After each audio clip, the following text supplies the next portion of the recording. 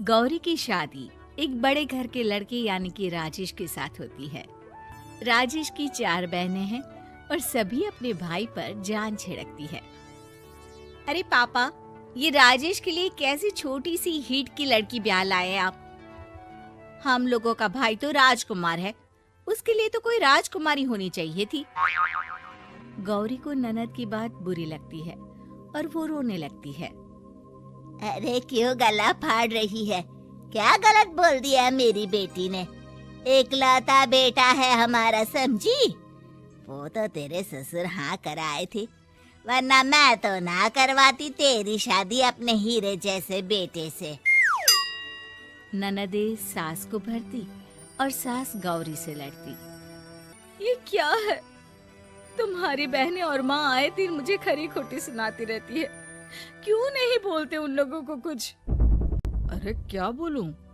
अब उन लोगों का इकलौता भाई और बेटा होना, तो वो लोग थोड़े इमोशनल है मुझे लेकर, समझा करो ना।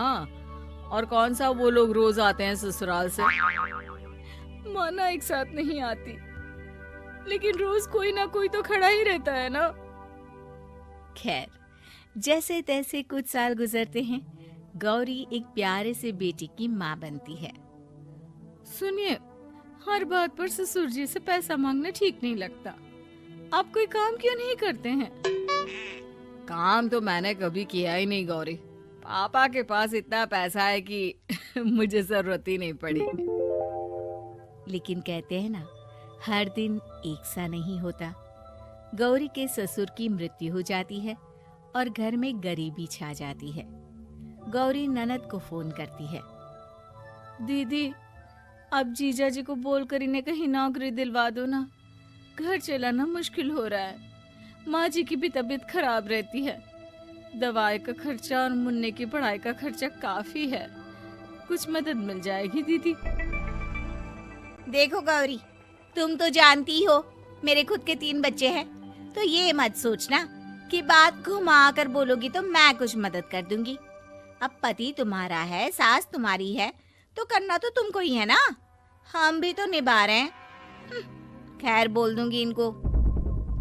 गौरी समझ जाती है।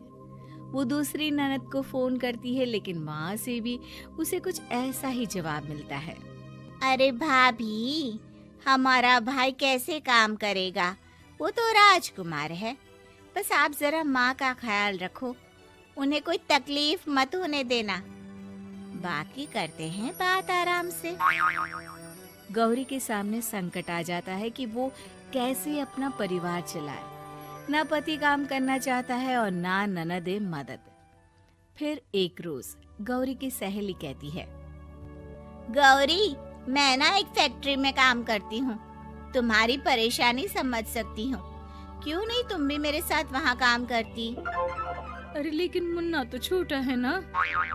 तो क्या हुआ, तेरी सास और पति तो घर पर ही हैं, वो लोग संभाल लेंगे। तू चल मेरे साथ। गौरी ने अब काम करना शुरू कर दिया था, लेकिन उसका सपना अपने बेटे को अच्छी शिक्षा देने का था। गौरी अपने भाई से कहती है, भाई, आपके बच्चे जिस स्कूल में पढ़ते हैं उस पर मेरे गौरव का भी एडमिशन हो सकता है क्या? अरे कैसे बात कर रही है गौरी? जितना तू कमाती है उतने में तो तेरा घर भी नहीं चलता। तू कहाँ इतने महंगे स्कूल का सपना देख रही है? लेकिन गौरी भी ठान लेती है कि वो किसी न किसी तरह अपने बच्चे को अच्छे स्कूल में पढ़ाएगी। माँ जी, ये मेरे गहने हैं, मैं बेच रही हूँ। गौरव का कल एडमिशन है। अरे वो तो ठीक है गौरी, लेकिन आगे की फीस कैसे मैनेज करेगी? और ज्यादा मेहनत कर लूंगी माँ। गौरव कुछ बन गया तो हम लोगों के सारे दुख दर्द दूर कर देगा।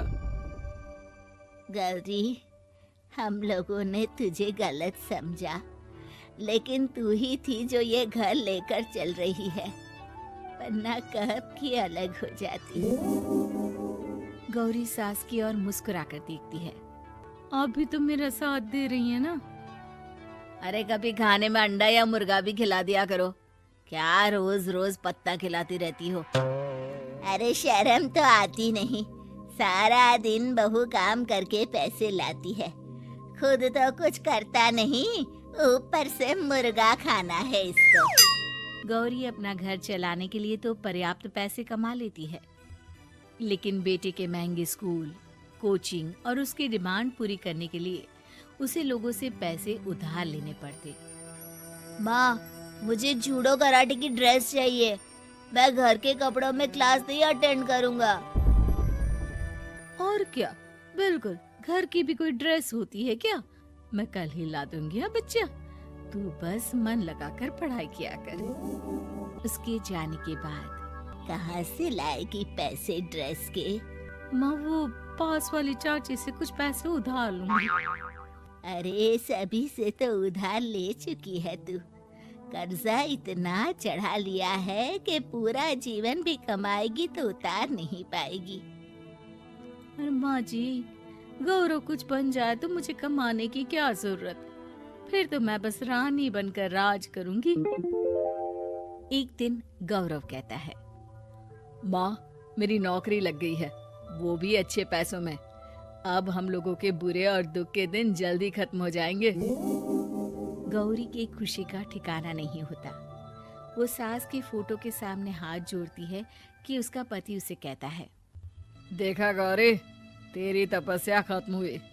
इतने सालों से जो तू फैक्ट्री में नौकरी कर रही है, अब तू आराम कर सकती है। अरे नहीं नहीं, अभी तो नौकरी लगी है, कुछ दिन कुछ पैसे कमा तो लेने दो। कुछ महीनों बाद गौरी की ननद गौरव के लिए रिश्ता लेकर आती है। अरे भाभी, वो मैं ना रिश्ता लेकर आई थी गौरव के लिए। सुना अच्छा कमा रहा है, क्यों? देखा, मेरी बहन कितनी अच्छी है, कितना सोचती है हम लोगों के लिए। गौरी कुछ नहीं कहती, लेकिन उसका मन नहीं होता है कि वो बेटी की शादी इतनी जल्दी कर दे। हाँ, वो तो ठीक है, लेकिन अभी कुछ कर्जा है जिसे उतारना है। तो क्या हो गया, शादी के बाद भी उतार लेगा। कम से कम एक लड़की आ जाएगी तो आराम रहेगा। गौरी लोगों के प्रेशर में आकर बेटे की शादी कर देती है और शादी के बाद एक दिन जब अपनी फैक्ट्री में जाती है। मैनेजर साहब, कैसे इस फैक्ट्री में 22 साल काम कर लिया पता ही नहीं चला। अब तो बेटा सेटल हो चुका है, नौकरी की जरूरत नहीं है। लेकिन आप सभी का शुक्रिया। गौरी बहन, बहुत मेहनत की तुमने जीवन में, अब भगवान कोई मुश्किल ना दे। गौरी घर आती है, लेकिन दरवाजे के बाहर से ही उसे बहू और बेटे की आवाज सुनाई देती है। क्या है, तुम्हारी माँ ने तो सोचा भी नहीं कि जो कर्जा वो ले रही है खुद की अय्याशी के लिए, वो हम लोग क्यों भरे? उनका कर्जा है, वो देखे। हाँ, लेकिन क्या करूं, माँ को छोड़कर रह भी तो नहीं सकता ना। अरे रह नहीं सकती तो क्या करोगी? पूरी जिंदगी उनका कर्जा चुकाते रहोगे?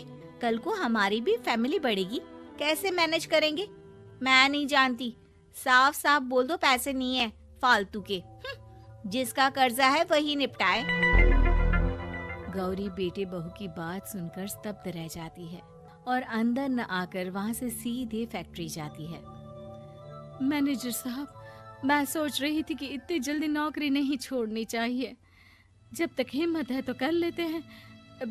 वो मेरा इस्तीफा ना वापस कर दीजिए। ये बोलकर गौरी की आंख लाल हो जाती है। मैनेजर समझ जाता है कि गौरी की उम्मीद टूट चुकी है।